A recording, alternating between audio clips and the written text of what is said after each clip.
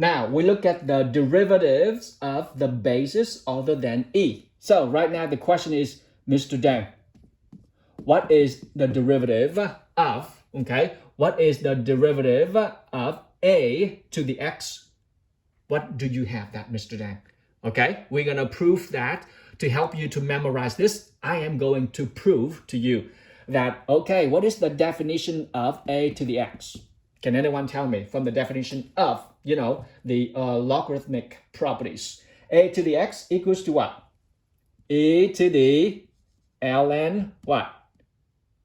A times x. There we go. Did you see that? Yep. This is the definition, ladies and gentlemen. This is the definition. Okay, got it? A to the x equals e to the ln ax. Now, this is my definition. Remember, I always tell you, start with the definition and get your way up here to proof. What are we looking for right here? I'm looking for a to the x derivative. What would that give me, Mr. Zhang? That's what I'm looking at right here. This already is set in the equal perfect balance. So now I am going to do derivative both sides. See it?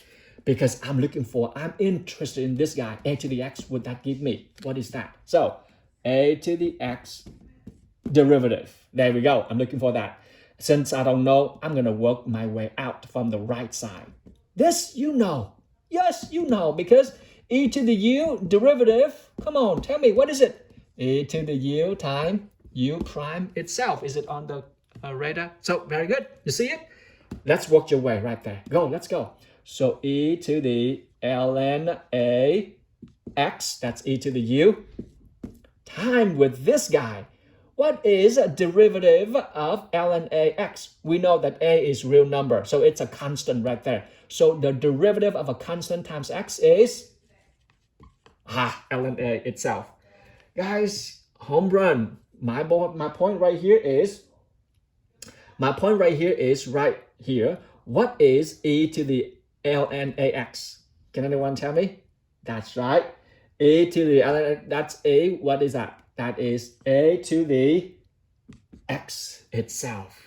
Home run now. Okay, you see it? All right, so the derivative of a to the x right now, okay, equals a to the x times with ln a. Guys, perfect. E to the ln ax is ax itself, ln right there. So now you got everything. But to be nice, you can put the constant first and then put the variable after, okay, time with ax. There we go. It's all registered. Oh boy, can you see that? Okay. All right, let me bring it up here so you can see. Okay, bring it up here. Over here you can see, but that you could not. Wow, Houston, we have a problem. Okay, all right, let me rewrite that right here, okay? I will bring this up here for you. Okay, now that you can see, okay? So this right here, okay? I want to put this ln first because it's a constant, ln a time with ax. There we go. Okay, you see it? All right, it's still a beautiful handwriting among all the teachers. Thank you.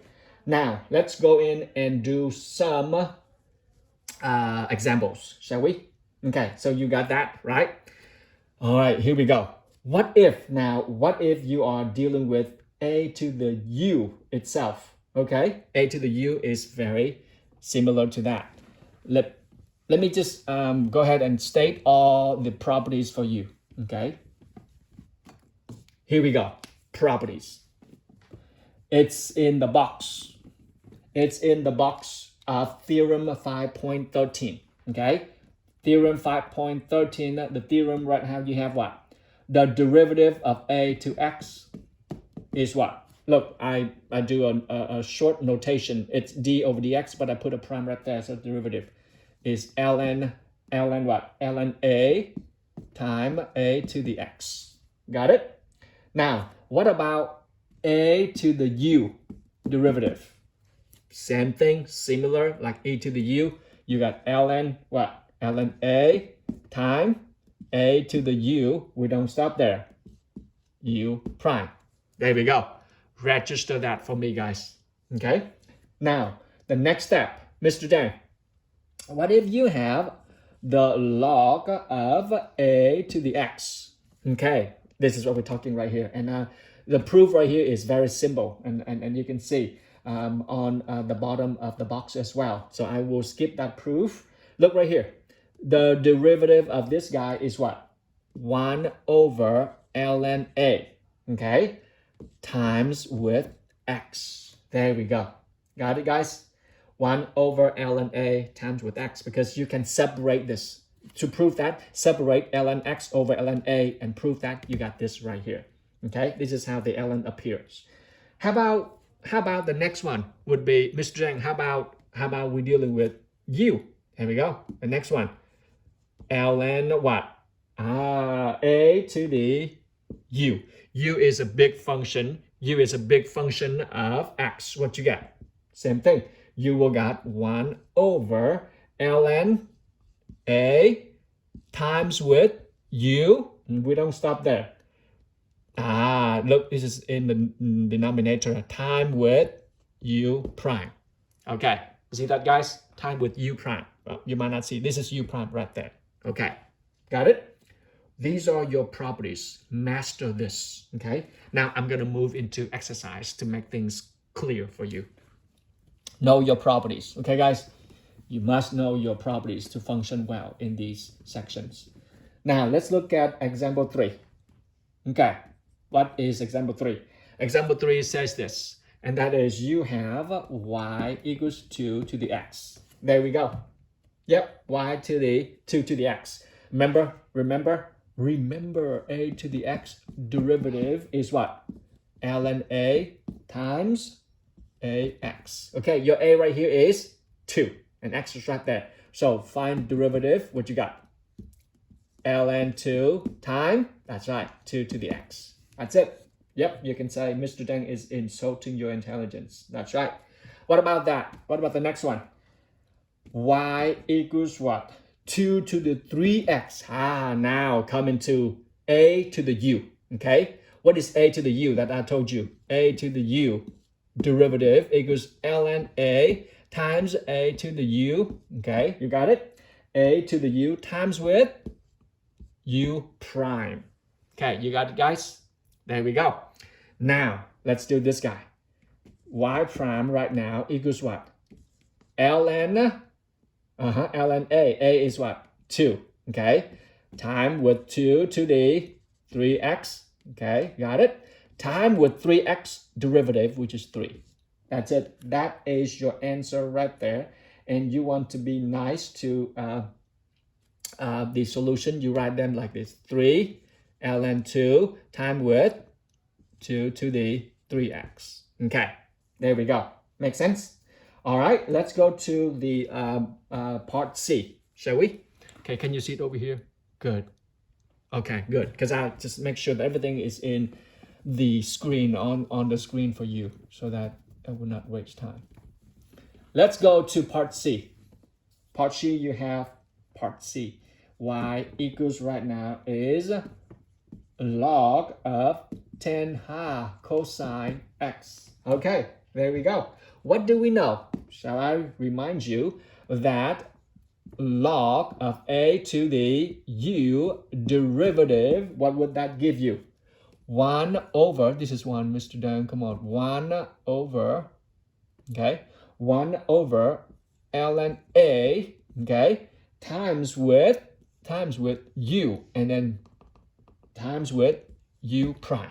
There we go. Let's identify everything for me right here. What is your a? A is 10, Mr. Deng. What's your u? U is cosine x. Got it? So y prime will equal what? Y prime will equal 1 over ln a. A is 10. See it? A is 10. Okay? All right. Now time with u. What is u? Cosine x. Time with the derivative of u, which is negative sine x. That's it. Okay? So now you see, oh, I see sine over cosine is tangent, and the negative is right there. Negative tangent x. That's tangent. Mr. Dang, tangent. Okay, tangent x time with 1 over ln 10. Ladies and gentlemen, the task is done beautifully. I got a riddle for you to solve. What is it, Mr. Dan? Well, what a to the x, the derivative is what? If a to the x, derivative is ln a times a to the x. If that's the case right here, guys, if that's the case right there, okay? Remember, derivative and then antiderivative. If a to the x, derivative is ln a times ax. Can anyone give me the big shout out? What would be the antiderivative of a to the x dx would that be? Come on. Oh, I see. If I let this guy equals u, Mr. Dan, and take derivative, I got take derivative of u, I got that. And then bring ln over. Oh, bingo. I see the light. Therefore, the antiderivative of a to the x dx is, that's right, 1 over ln a, okay, times with a to the x. Are we done? No. What if there is a constant? Yep, that's it, guys. That is it, okay? All right, do you see the C right there? Oh boy, I just looked at the screen and it's not fully there. Let me just bring it over here for you, okay? Here we go. Okay, look. Okay, there we go. The antiderivative right here equals what? Equals 1 over ln a. Is it there? Okay, ln a. Time with what? A to the x. There we go. And then plus c. That's it. That's your antiderivative of a to the x. Okay? It's in your textbook too, guys. Okay, I'm just being too careful to make sure everything is on the screen for you. Now, with that saying, we got this one down. I am going to do example 4 with you. Would you look at example 4 with me, please? Capture that, okay? Here we go. I'm going to erase this, okay? So if you master that, you will do well on all of these for me. Here we go. You have right now antiderivative of 2 to the x dx. I just want to give you an appetizer. Okay, what would that look like? All right, I know, Mr. Zhang, I know. A to the x dx equals what? Equals 1 over ln a, okay? And that time with a to the x plus c. Got it? So now, what would that look like? 1 over ln 2, okay?